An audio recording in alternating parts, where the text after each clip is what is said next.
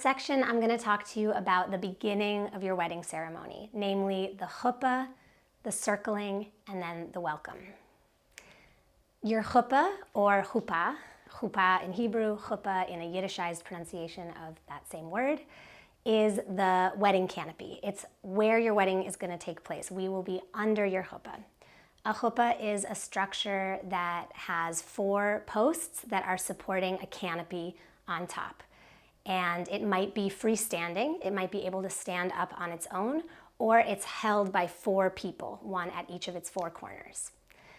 The cloth on top could be any number of things. It might be a talit or a talis. It could be a new one or one that is a family heirloom of some kind. It could be a talit under which other people in your family or other loved ones of yours have been married. It could be another kind of meaningful cloth or object from your families or from your histories, a quilt, a blanket, a tablecloth. It could be something new that you purchased together. It might be something that is made for you by loved ones specifically for your wedding ceremony. At Colt Tzedek, we have a number of different options of poles that you can use as you construct your chuppah. So we would love to share more information with you about those, and you can come check them out for yourselves. The chuppah symbolizes your home. It's the home of the couple, either the home that you're heading towards if you haven't already been making a home together, or the home base of your partnership, even if you've been living together now for a long time or a little bit of time before your wedding ceremony. And your home doesn't have walls. It's open on all of its sides, which is symbolic of and actually inviting towards you all the people who are around you at the ceremony, your community, your loved ones, your family, your friends. So the chuppah is open on all 4 sides because you're part of the world, and it's the people in your lives who are actually the primary structure of your home. They're the foundation, they're the rafters and the beams. They are actually that important element that holds your relationship together. We need to have space under your chuppah for the 2 of you, for your wedding officiant, and ideally a little table for some of the ritual objects that we'll use.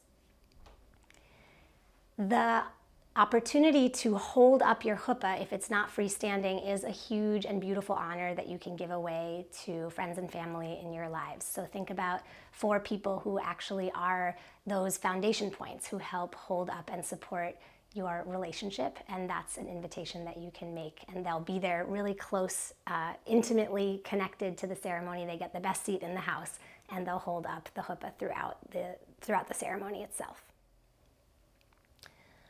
Once you've processed towards your chuppah, you'll actually pause outside of it before stepping under it. And this is where 7 circles take place. So there are 7 circles that you will make around one another. Those are circles of protection. They are circles that allow you to see one another from all sides. They're circles of wholeness.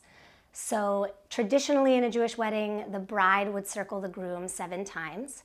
And we usually see this done in 2 ways. Either each member of the couple circles the other 7 times, or the couple actually shares those 7 circles. So one of you will circle the other 3 times, then you'll switch, the other one will circle 3 times, and then you'll do that final circle together, each of you going halfway. And once you've completed those 7 circles together, you'll step into your chuppah. And we'll be there, and the wedding ceremony will officially begin. Once we're under the chuppah, it's an opportunity to invite close ancestors, loved ones, those who have passed away.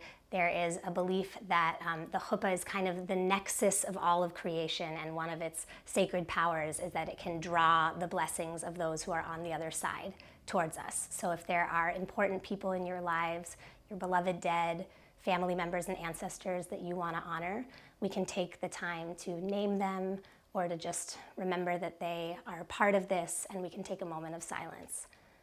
The beginning of the wedding, once you're under the chuppah, is also a place where the officiant will do a little bit of framing about what's to come. Our role is really to keep everyone there with us the whole time. So you don't have to worry about, are they going to understand what's happening? Are they going to be confused? We are the guide, and we're going to make sure that everyone feels connected and informed about what's happening along the way. Sometimes it's meaningful when you're remembering When you're naming those, you want to remember to also acknowledge and honor the land that we're on. So this is a place where we can name the traditional stewards and inhabitants of the land, mark the place in time and the place where we are through a land acknowledgement of some kind. And this is also when we'll invite your guests to turn off their cell phones and be fully present as they are.